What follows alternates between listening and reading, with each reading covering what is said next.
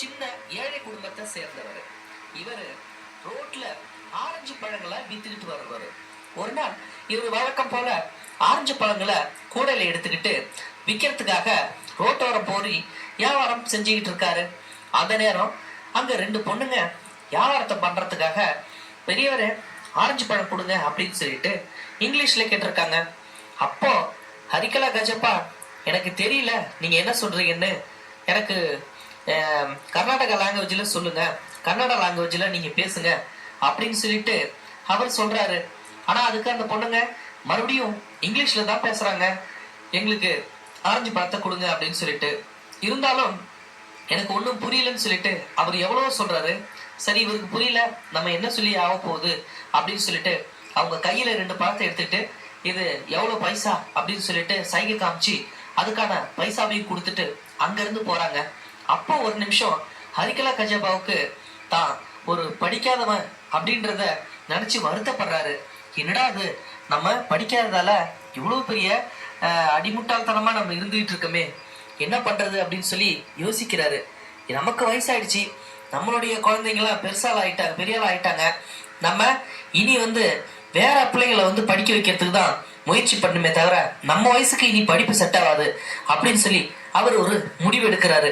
அதுக்காக என்ன பண்றாரு அப்படின்றதுதான் இங்க பெரிய விஷயமே. அவரு தான் ஊர்ல இருக்கிற பசங்களை படிக்க வைக்கணும் அப்படின்னு சொல்லிட்டு முயற்சி செய்யறதுக்காக கொஞ்சம் கொஞ்சமா ஒரு பள்ளிக்கூடமே கட்டலாம் அப்படின்னு சொல்லிட்டு முடிவு எடுக்கிறாரு. தான் டெய்லியும் வேலைக்கு போற காசுல அவருக்குன்னு கிடைக்கிற வருமானம் 200-300 தான் கிடைக்கும். அதுலயும் பாத்தீங்கன்னா இவரு ஒரு 100 ரூபாயை எடுத்து தனி சேமிப்பில சேமிச்சு வைக்கிறாரு. அப்படியே பாத்தீங்கன்னா கொஞ்ச நாட்கள் போயிடுது. 2000ஆவது ஆண்டுல அவர் என்ன பண்றாரு அப்படின்னா ஒரு 10,000 ரூபாயை ரெடி பண்ணிக்கிறாரு. ரெடி பண்ணிக்கிட்டு அந்த ஊர்லயே ஒரு மிகப்பெரிய இடத்துக்கு சொந்தக்கார ஒரு பெண்மணியை பார்க்கறதுக்காக அந்த வீட்டுக்கு போறாரு.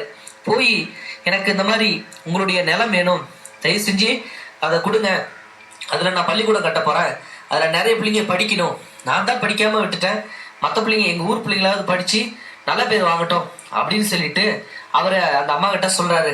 அதுக்கு அந்த பெண்மணி சொல்கிறாங்க, என்ன கிண்டல் பண்ணுறீங்களா, என்கிட்ட இருக்கிற இடத்த வாங்குற அளவுக்கு உங்ககிட்ட பணம் இருக்கா என்ன, அப்பெல்லாம் ஒன்றும் உங்கள்கிட்ட கிடையாதாச்சு, நீங்களே ரோட்டோரமாக ஆரஞ்சு பழம் வித்துக்கிட்டு இருக்கீங்க, உங்ககிட்ட இது எப்படி அவ்வளோ பணம் இருக்கும், அதனால வேற வேலையை பாருங்க அப்படின்னு சொல்லி அந்த அம்மா சிரிக்கிறாங்க.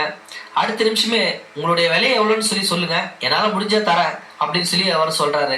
அதுக்கப்புறம் உங்களால கொடுக்க முடியுமா, அந்த மொத்த இடமும் 20,000 ரூபாய் போகும் அப்படின்னு சொல்லி சொல்றாங்க அந்த பெண்மணி. உடனே ஒரு முடிவு எடுக்கிறாரு. தாங்கிட்ட 10,000 ரூபாய் சிறுக சிறுக சேமிச்சு வச்சது இருக்கு, இதுக்கப்புறம் நம்ம ஒரு முடிவு பண்ணுவோம், எப்பேற்பட்ட கடன் இருந்தாலும் பரவாயில்ல, அதை நம்ம வாங்கியே ஆகணும் அப்படின்னு சொல்லிட்டு நீங்க சொன்னதுல இருந்து மாறாதீங்க, நிச்சயமா நான் இந்த பணத்தை நான் கொடுத்துட்டே உங்கள்கிட்ட இடத்த வாங்கிக்கிறேன் அப்படின்னு சொல்லி முடிவு பண்றாரு. அடுத்த நிமிஷம் பாத்தீங்கன்னா அப்படி இப்படின்னு சொல்லி தனக்கு தெரிஞ்சவங்ககிட்டலாம் கொஞ்சம் கொஞ்சமா பணத்தை சேர்த்து புரட்டி கடன் வாங்கி 20,000 ரூபாய் அந்த காலத்திலே வாங்கிட்டாரு.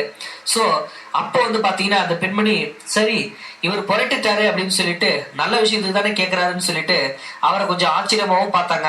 இந்தாங்க பெரியவரே அப்படின்னு சொல்லிட்டு. அப்போதான் பாத்தீங்கன்னா ஹரிகலா கஜப்பா அந்த இடத்த வாங்குறாரு.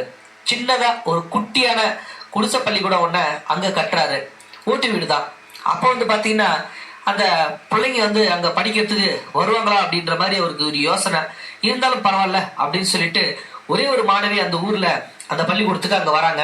இருந்தாலும் டீச்சர் வேணுமே அப்படின்னு சொல்லிட்டு ஒரு டீச்சரை அவரு நியமிக்கிறதுக்காக கவர்மெண்ட்ல இருந்து ஏற்பாடு பண்றாரு.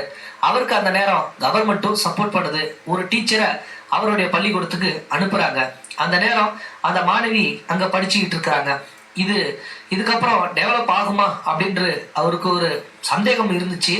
ஆனா அந்த சந்தேகத்துக்கு முற்றுப்புள்ளி வைக்கிற மாதிரி கொஞ்சம் கொஞ்சமா பிள்ளைங்க படிக்க ஆரம்பிச்சிடுறாங்க.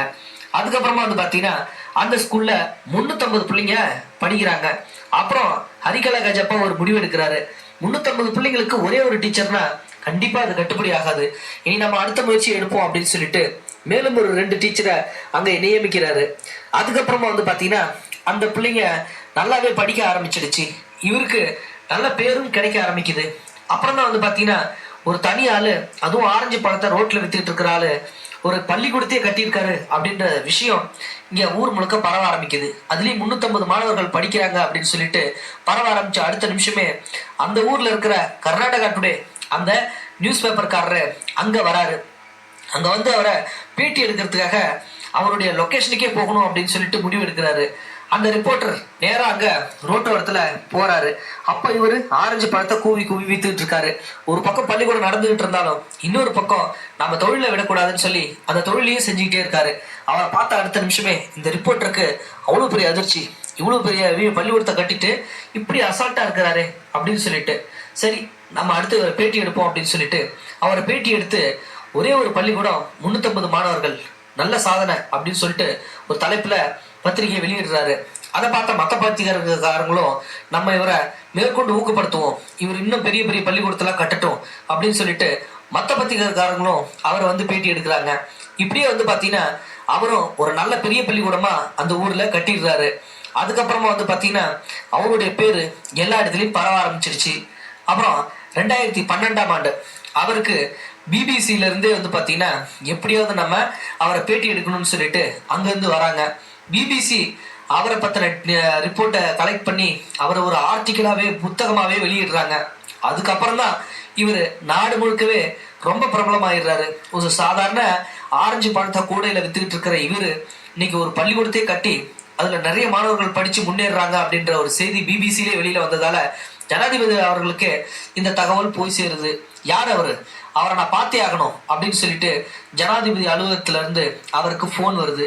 அவருக்கு தான் இங்கிலீஷையும் தெரியாது ஹிந்தியும் தெரியாது இல்லையா. அங்க பேசுறவங்க ஹிந்தில இருந்து போன் பண்றாங்க.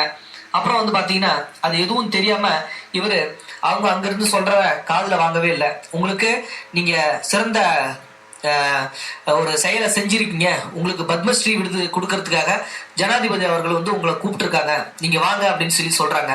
இவருக்கு தான் எதுவுமே தெரியாது இல்லையா. அதனால அடுத்த நிமிஷம் என்ன நடக்குது சரின்னு சொல்லிட்டு போன் காலை வச்சிடறாரு.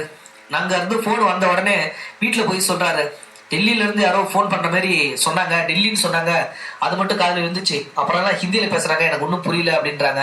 வீட்டுல உள்ளவங்களாம் ஏதாவது பேங்க் லோன் கொடுக்கறதுக்கு கூட ஃபோன் பண்ணியிருப்பாங்க, அது ஒன்றும் பெருசாக எடுத்துக்காதீங்க, நீங்கள் போயிட்டு ரேஷன் கடையில் அரிசி பருப்பு போடுறாங்க அதை போய் வாங்கிட்டு வாங்க அப்படின்னு சொல்லி சொல்கிறாங்க.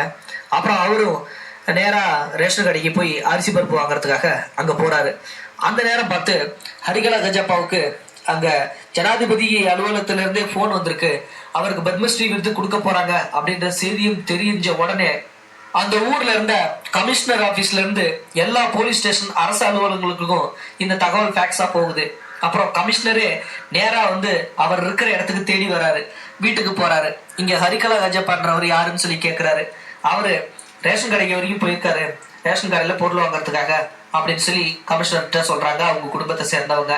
உடனே கமிஷனர் அங்கிருந்து எல்லா போலீஸ் அதிகாரிகளையும் கூட்டிட்டு நேரா ரேஷன் கடைக்கு போறாங்க. அங்க போய் அவரை பார்த்த உடனே நீங்க வாங்க, உங்களுக்கு ஒரு மிகப்பெரிய அதிர்ச்சியான சம்பவம் காத்திருக்குது, இன்ப அதிர்ச்சி அப்படின்னு சொல்றாங்க. எனக்கு ஒன்றும் புரியலையே அப்படின்றாங்க. அவரை நேரா ஜனாதிபதியோட இருக்கிற டெல்லிக்கே கூட்டிட்டு போறாங்க. நானே உங்களை சொந்த முயற்சியில கூட்டிட்டு போறேன் அப்படின்னு சொல்லிட்டு கமிஷனரே அவரை அங்க நேரா கூட்டிட்டு போறாரு. அந்த நிமிஷம் அவருடைய அந்த பெருமை உலகம் முழுக்க பரவ ஆரம்பிக்குது. அவருடைய அந்த செயல் இனிமேல்ட்டு எல்லாத்துக்கும் தெரிஞ்சே ஆகணும்னு சொல்லி சொல்றாரு. அப்போ ஜனாதிபதி கையாலேயே பத்மஸ்ரீ விருதியும் வாங்குறாரு. இனி அவர் அடுத்த வார்த்தை என்ன சொல்றாரு, காலேஜ் பிள்ளைங்க வந்து நல்லபடியா படிக்கணும், பள்ளிக்கூடத்து பிள்ளைங்க இப்போ என் செலவுல நல்லபடியா படிக்குதுங்க, அடுத்து காலேஜ் பிள்ளைங்க படிக்கணும், என் பிள்ளைங்க கல்லூரிக்காக வேறொரு ஊரை தேடி ஓடக்கூடாது, இங்கேயே படிக்கணும், அடுத்து எப்படியாவது நான் முயற்சி பண்ணி கல்லூரியை தான் கட்டுறதுக்கு பாடுபடுவேன் அப்படின்னு சொல்லி சொல்றாரு. அந்த ஒரு நிமிஷம் அந்த பிள்ளைங்களுக்கு எல்லாம் அவர் கடவுள் மாதிரி தெரிகிறாரு. உண்மையிலுமே இவரை பாராட்டி ஆகணும்ல. நீங்களும் உங்களோட கருத்துக்களை கமெண்ட் பாக்ஸ்ல சொல்லுங்க. முடிஞ்ச அந்த வீடியோவை லைக் பண்ணிக்கோங்க. தேங்க்யூ ஃபார் வாட்சிங்.